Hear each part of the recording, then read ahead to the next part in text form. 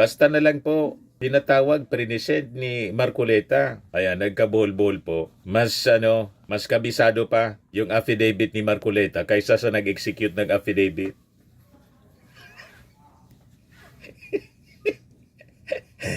You see, pagkatapos na-discover pa yung affidavit, mga kababayan, yung nagnotaryo, fake.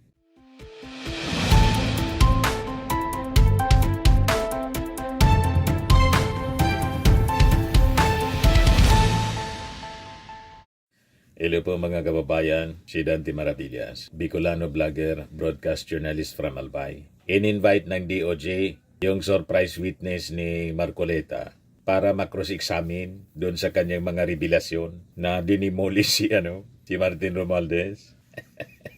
Ini nagpakita sa DOJ po. Hindi sumipot. Tinago na siguro ni Marcoleta. Orly Gutesa no show sa DOJ ngayong araw. Gigisahin siya ng DOJ. Kasi, unang-una, dapat mag-present siya ng malakas na ebidensya para masama na si Martin Romualdez sa ma-file ng kaso. Kaya si Martin Romualdez po, hindi nakasama sa nirecommend ng NBI na ma-file ng kaso. At tapos, may reklamo yung mga DDS. Kini-question kung bakit hindi kasama si Martin Romualdez. Dapat tanungin muna yung testigo. Kung totoo, i-evaluate mo na Kahit nga doon sa Senado, na-surprise yung mga senador, lalo na si Ping Lacson. Kaya nga imbestigahan siya ni Ping Lacson. Sabi nga natin mga kababayan, tradisyon po sa Senado, kahit sa Congress, na before na i-present yung witness, kailangan may magsailalim po sa vetting procedure. Hindi po nangyari yon. Basta na lang po, tinatawag present ni Marcoleta. Kaya nagkabol-bol po. Mas kabisado pa yung affidavit ni Marcoleta kaysa sa nag-execute ng affidavit.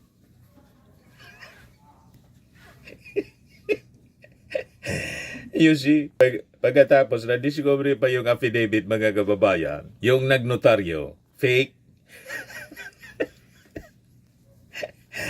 You see, kailangan talaga magpaliwanag muna siya sa DOJ.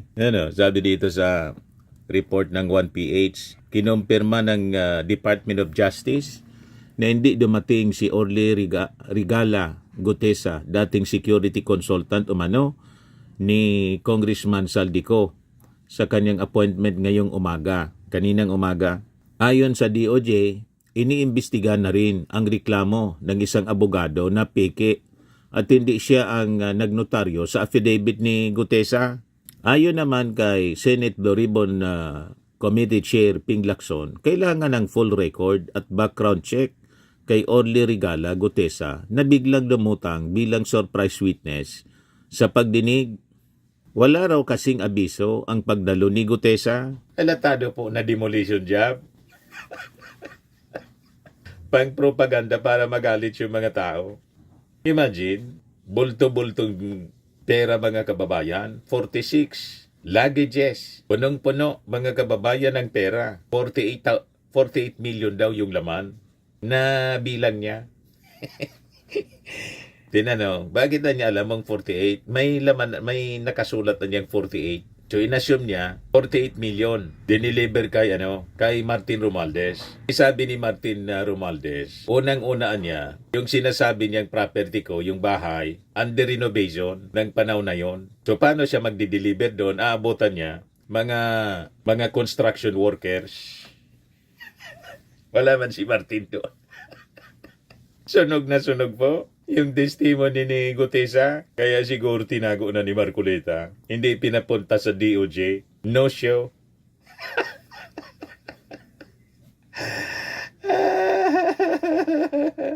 Sabi ni Eduardo Chua, natakot sa DOJ. Sabi ni Faye Hernandez, in short, walang tiwala sa DOJ. Hindi man siya pwede na hindi pumunta sa DOJ. Kasi ang demand nila, file ng kaso. O sino yung magpa-file ng kaso kung hindi yung DOJ? Alangan man hindi man tanungin, hindi lang tanungin kung ano yung revelasyon niya doon sa Senado, yun na yun. Ang daming butas po ng kanyang revelasyon. O diba? Unang-unang yung affidavit, peke yung nagnotaryo. So sagutin niya yun. Nagreklamo yung abogado, ginamit niya.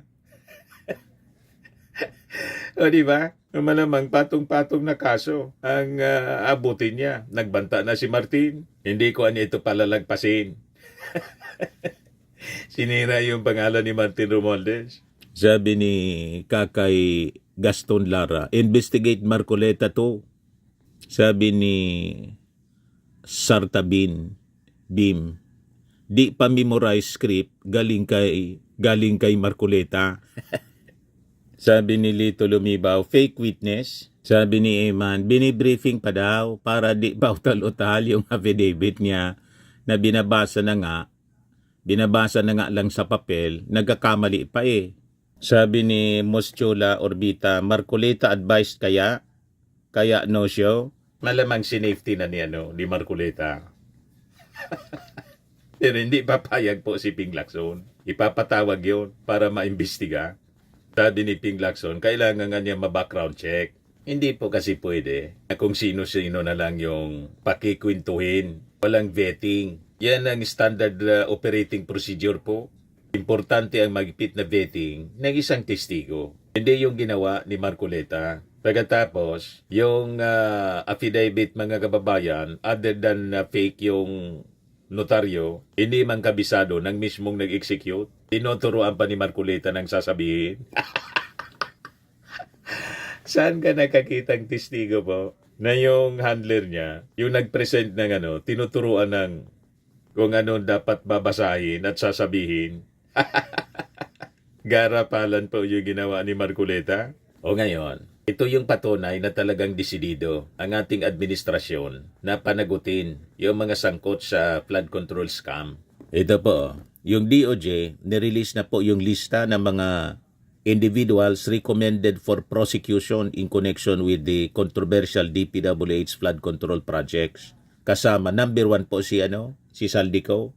Ayan press statement po from the Department of Justice. The DOJ today confirms that on the strength of sworn affidavits executed before the DOJ and the NBI, the National Bureau of Investigation has recommended the prosecution of the following individuals for case build-up with the National Prosecutor's Service or NPS.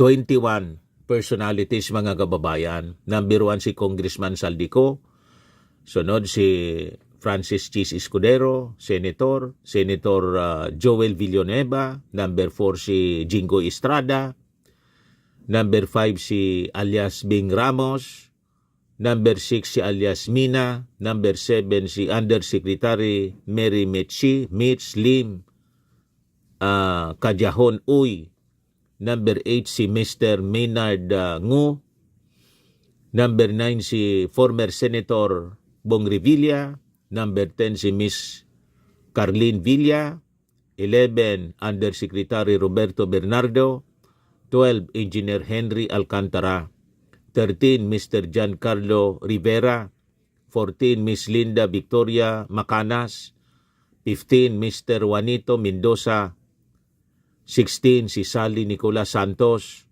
17 Mr. Jesse Mahosay, 18 alias Andre Balatbat, number 19 si Engineer Bryce Hernandez, number 20 si Engineer JP Mendoza, number 21 si Engineer RJ Domasig. So this recommendation stems directly from the sworn testimonies of Engineer Henry Alcantara, Engineer Bryce Hernandez, Engineer JP Mendoza, and former Undersecretary Roberto Bernardo. Their statements provided the basis for identifying these individuals as having sufficient preliminary links to the acts under investigation. Let it be clear, inclusion in the NBI's recommendation is not a matter of speculation or rumor. It is the result of sworn testimony under oath. If names have circulated outside of these affidavits, those are not recognized by the DOJ or the NBI until such time that they are sworn to under proper proceedings. So wala pa yung pangalan ni Diskaya, ng mag-asawang Diskaya. So bakit niya Mr. Maravillas ganon? Ini-evaluate pa siguro. Kasi hindi man po nagsasabi ng buong katotohanan, selective. Itong po si yung mag-asawang Diskaya. Hintayin na lang po natin. Darating din yung araw. Kailangang maingat po. Mapafailan din yan ng kaso. Bakit niya Mr. Maravillas, si Martin Romualdez hindi kasama dyan? Yan ang tanong ng mga DDS palagi. In-invite nga po si Orly Gutesa ng DOJ para isubstantiate niya yung kanyang akusasyon na nag-deliver siya kay Martin Romualdez. Si Saldico nandito na. Hindi man dumating, hindi kasama sa recommendation ng NBI. Pag na-substantiate ni Gutesa, malamang si Martin Romualdez, pa-filean po ng kaso. Handa yan harapin ni Martin Romualdez. Kaya nga po nag-resign si Martin Romualdez bilang speaker para walang masabi na ginagamit niya yung kanyang impluensya. O di ba? Lahat yan kakasuhan. Basta't may sufficient na na ebidensya. Kaya lang yung mismong affidavit nga po ni Gutesa, peke yung notaryo. Tapos in-invite siya ng DOJ, hindi man pumunta ngayon.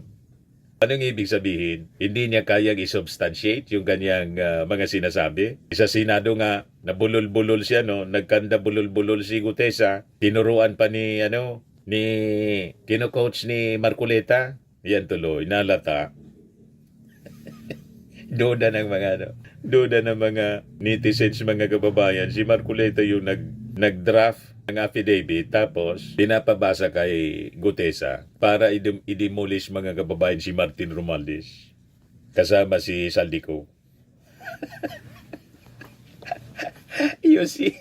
Ito si Saldico, mga kababayan, nagpalabas ng statement kasi nirevoke yung travel clearance para mapilitan mga kababayan si Saldico na umuwi. Nirevoke ni Speaker Boji D. Sabi ni Saldico, I have every intention of returning to the Philippines, says Saldico in his letter addressed to House Speaker Boji D.